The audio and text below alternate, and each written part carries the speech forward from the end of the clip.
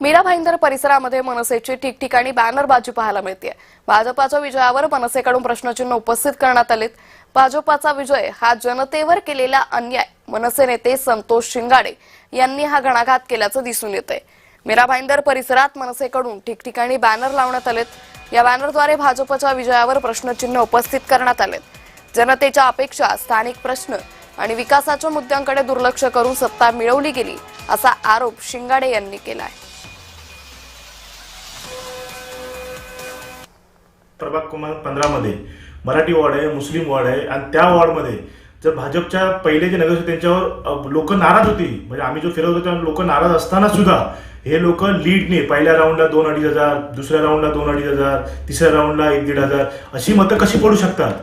म्हणजे तुम्हाला प्रत्येक मीरा भाईंदरमध्ये सगळ्या वॉर्डमध्ये पॅनल बीजेपी आलं, कसं शक्य असू शकतं की लोकांचा जर रोष पूर्ण होता बीजेपीवर, या टायमाला बीजेपी मीरा भाईंदरमध्ये नको आहे, मग ते या असं असताना वातावरण मीरा भाईंदरमध्ये भाजप एक हाती कसं येऊ शकतं?